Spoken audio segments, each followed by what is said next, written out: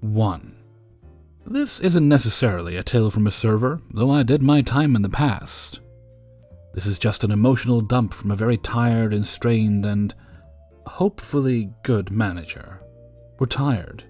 We all had to make tough decisions, let people go that we worked with for years, crying in our offices while people offer up their hours so their friends can stay and hopefully subsist on something. Hearing from above that the cuts we've made simply aren't enough. Slowly paring down the skeleton we have to a mere spinal cord.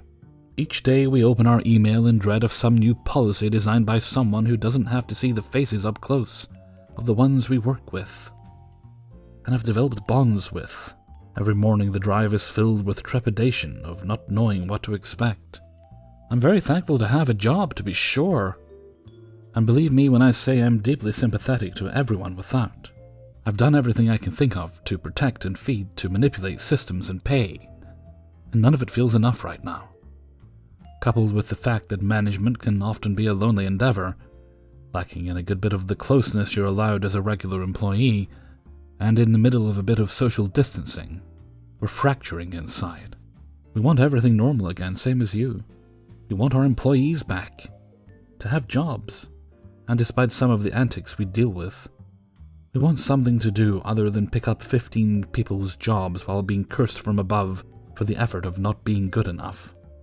Again, I don't know if this is the right place for this. I honestly don't have the time to thumb through rules of subs. I've been working non-stop since this began, and I really just needed a chance to breathe and vent. I promise you the good ones are trying. I just genuinely hope I belong to the group.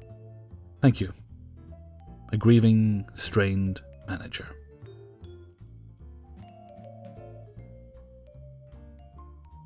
2. Recently found me a new job that I really enjoy.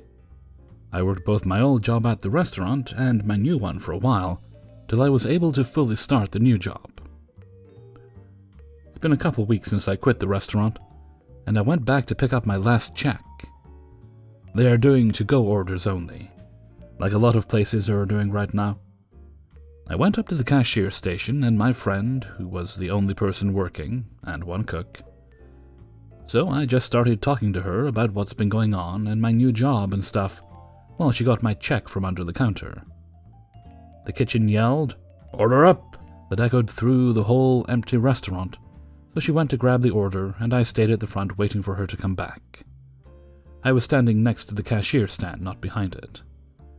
A car pulled up and parked in front of the restaurant in a handicap spot, and I noticed they didn't have any stickers to park there. I recognized the lady from when I used to work here. She's a total Karen bitch that every single person working here hated. She always had many complaints and almost never tipped. She would come in with a group of 2 or 3 more Karens and run the waitresses around for 2 hours and then not tip. She even made a new girl cry one day. So I started to walk to the back to get my friend, so Karen wouldn't say anything to me, but she obviously recognized me from when I worked here.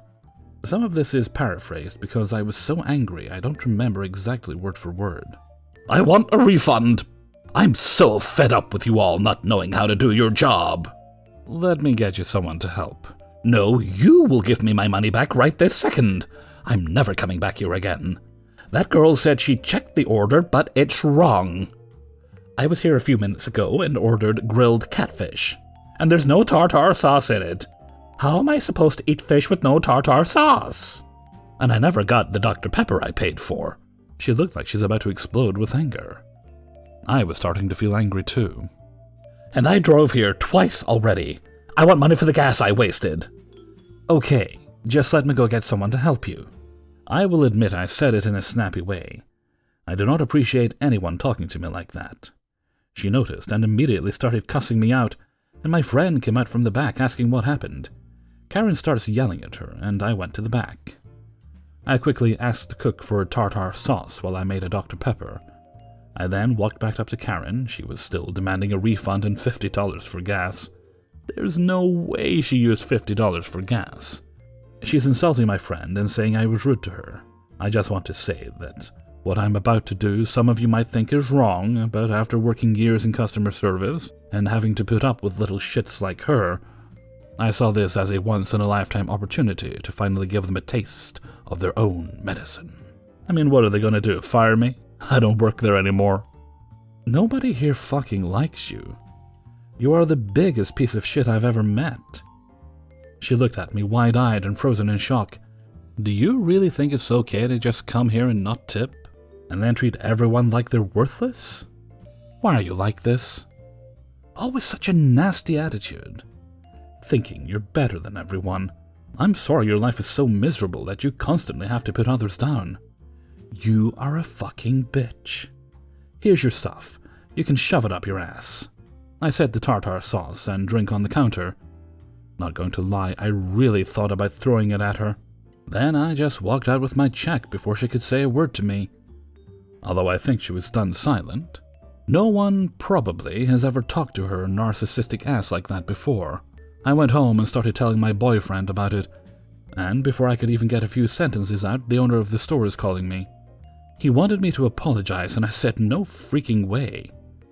So now I'm forever banned from going back there. My friend said that Karen threw the biggest fit after I left, screaming for the manager and the owner, and she almost called the police. Really happy I didn't throw that drink at her now. I did feel bad for leaving my friend with that mess, but she was thoroughly entertained by the situation, and she wishes she could have cussed her out too. I really wish I said more to Karen because on my way home I thought of all kinds of stuff I could have said. I think this has been bugging me for a while, and I finally snapped. Honestly, I do not regret a single word I said to her. 3. Hey folks, I was reflecting on life today and I was thinking back to past bar and server experiences, and I was reminded of the most uncomfortable experience I've ever had being hit on. I'm curious about all of your cringy, dangerous, or comical experiences with being hit on. Having worked everything from cafes to upscale bars, I've had my share, but the one which stands out, and most completely caught me off guard. I was 25, working at a cafe. Our clientele was a mixture of hipsters, uppity suburbanites, and private school kids.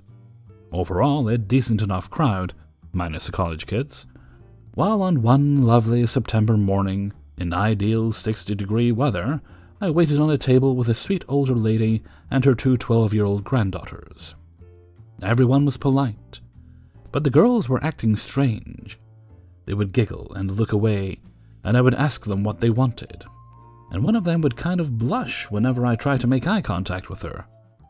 I'm not oblivious to these kinds of things, but I shrugged it off as maybe they were just shy, or if they were attracted to me, no big deal, because young people hitting puberty is a thing. Service continues on as normal, and they tab out. At this point, I was refilling a coffee carafe, and I felt my hand grabbed directly behind me. Coffee carafes were located outside of the service area, close to tables, so civilians could unfortunately approach you. I was a bit startled and I turned around to see that one of the young girls had grabbed my hand. Being a mid-20s white guy with a face that screams serial killer is already a disadvantage in life. So I certainly would not enjoy the extra attention of a prepubescent girl making moves on me. I quickly turned around and gingerly jerked my hand away. Not enough to be rude, but enough to say, "Please don't touch me." I felt a swell of nervousness at this situation. I have never had a problem with immediately turning down the advances of the occasional barfly at the bars I had worked at. But trying to nicely and firmly leave the affection of an unknowing child is more difficult. Don't want to be rude, but definitely want to escape this extremely inappropriate situation as soon as possible. As I'm trying to think of what to say, the girl says, "You're cute," to which I replied, "Thank you. I have to get back to work now." She kind of sighed and ran back to her table. I breathed relief because I was certain this was over. About 15 minutes later, this elderly lady came up to me and said, "Well, I guess it's obvious that my granddaughters find you attractive. You could have at least told her that you thought she was cute too." And then she left. I was flabbergasted. My only thought was, what the fuck, lady? Are you so old that you reminisce about your childhood during the colonial days, where creepy as fuck old dudes courted underage women? It was definitely one of the most WTF moments of my life. I would love to hear from any other kitchen comrades for your horror stories now. 4. I've been a line cook at an order-at-the-counter style noodle restaurant for a couple months now, and today was the longest 4-hour shift I've worked in my life. It started out fine, with a new hire I'll call Alex running front of house, me and a co-worker Sam running the kitchen, and the store manager, Emily. For about the first half hour, things were running smoothly. Ticket times were short, customers were happy, and Sam and I were getting through our orders with time to fuck around in between. Then the rush hit. Around 5:30 was the first wave. I was sautéing food just fine, but I didn't have enough time to clean the pans in between. Emily pointed out that if I used more oil, less food would stick. First crisis averted. When the second wave hit, I'd had time to clean off my station. Sam had gotten through dish, and we were feeling optimistic about the night. We were about to be metaphorically kicked in the face, bent over backwards, and fucked like a hippie in the 60s, shamelessly and for all to see. Now was also a good time to point out that it was about 100 degrees on the line, and by 6, an hour in, I had gulped down a 32-ounce water, and more than started on the limeade I replaced it with. The first order of the rush came in, and I was feeling good. I was armed with a new defense against carbonized food particles, and greener than the Emerald City, blissfully unaware of the utter destruction my mind and body were about to go through. Halfway through making the first dish, another bigger order came in. I nodded in acceptance and started cooking. More orders came in. I put my head down and pushed through my frustration, determined to cook with care. After 20 minutes of constant orders, Emily came to help put together the dishes I needed to cook.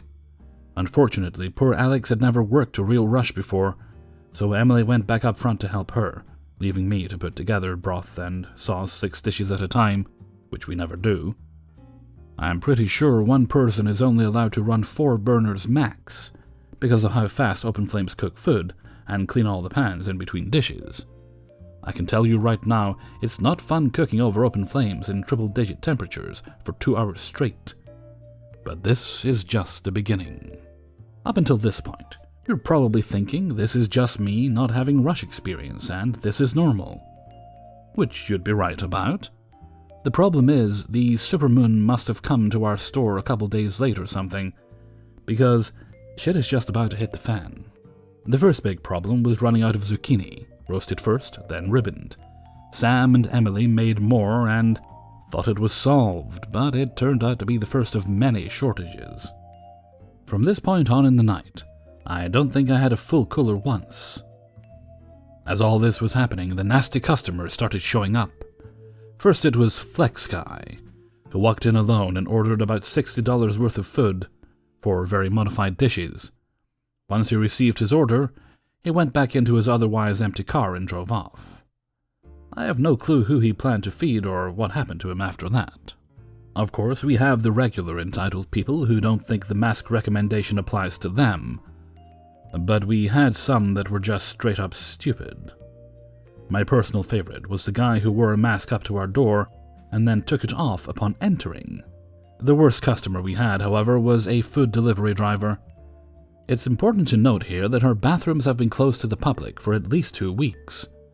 This driver must have been new or something, because he tried to go around our very obvious wall of chairs and use them. Emily obviously told him he couldn't do that, which in his mind was a personal attack. He threatened to pee on our wall and was promptly kicked out. At this time, about an hour before our 8 p.m. closing, we should have been starting to shut down what we didn't need and cleaning up after ourselves. In spite of everything that had gone wrong before, there was a lull in orders and we foolishly went into closing mode, shutting off the noodle cooker and minimizing our efficiency in favor of a shorter close. When the orders ramped back up, I damn near walked out.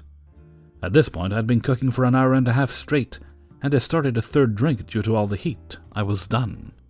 Due to our pre-closing, I ended up effectively slammed for the rest of the night. But even this is not the end of the story, I'm afraid. To top everything off, was a trifecta of terror. 1. Around 7:30, we started to completely run out of ingredients. Unlike before, we didn't have more we could prep. Emily had to start calling and asking about substitutions. 2. Because of the number of orders coming in and the sheer number of sauces I had to flip and put on ice, I couldn't get any real pre-closing done, which is never a good feeling. 3, not 1, not 2, but 3 people had the audacity to walk in 3 minutes before we closed and order 4 dishes. Even better, it required ingredients I was out of, so I had to open sauces after we closed. Not a great night. After everything, another delivery driver called asking why he couldn't get in. The dumbass had waited on a pickup so long we'd been closed 10 minutes by the time he showed up. At this point, I gave up and started closing what I could without having to think. Fortunately for everyone, Sam, my personal hero, has been running dishes the whole time, so there wasn't a shift-sized mountain in the dish pit at 8. Given everything that happened, closing ran really smoothly. No one got breaks tonight, but Emily said it was fine, and she was planning on paying us overtime for putting up with everything. Overall, it was soul-destroying, but extra money is always nice. 5. This is a story from several years ago. I worked as a server in a retirement home in the independent living unit. Normally, we would have a breakfast, close and reset, a lunch, close and reset, then a dinner. To do something special and to accommodate church services, we wouldn't have a breakfast, lunch, and dinner on a Sunday, and instead we would have a brunch that would start earlier than lunch and last longer than our lunch period would. During this brunch, we would have an omelette bar, where the residents would order the chef's special, then go up and have a chef make their omelette with whatever they wanted in front of them. Also, being a retirement community, you got to see the same 200 residents every day, and they paid for their meals with their monthly rent. One of these Sundays I went in as usual, helped open the dining room, and took care of my first few tables. Around my 4th or 5th table, I noticed a new face. Let's call her B. I introduced myself to her and asked her for a drink, if she wanted a soup or appetizer with her order, and what she wanted for her main course. She looks up at me and says, "I want the chef's special omelette bar." I said okay, asked if she wanted dessert, and went off to get her drinks and appetizers. When I came back, she was already up at the omelette bar, so I went to my other tables. A good 15 to 20 minutes later, I noticed she's still at the omelette bar, and she's waving and gesturing at the chefs. I thought it was weird, but figured she was just an animated talker, and continued with the other tables. Another 5 minutes later, my coworker comes and says, "B wants you at her table." I don't think anything of it and head over.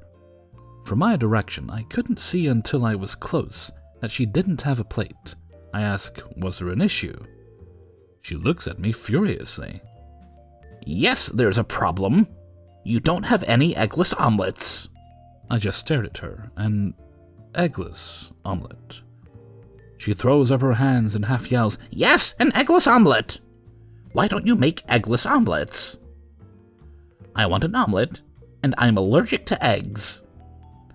I continue to stare at her. Her table mates had all stopped and stared at her as well. After what seemed like 10 minutes of silence, I finally stammered out, "Ma'am, that's not possible." She huffed and rolled her eyes and demanded to speak to my manager. I sent my dining room supervisor over and watched as she again demanded an eggless omelet. My manager repeated that's not possible, and that she would have to order something else from the menu. And yes, before anyone starts, I know there is technically such a thing as an eggless omelet now, but this was before veganism became quite as popular as it is, and there were as many alternatives as there are now. So at that time, an eggless omelet wasn't really a thing. My manager took over my table from there, as B had then made several requests and changes to her order for dessert and left. B had her plate of food taken back 3 times, then changed her dessert order 4 times.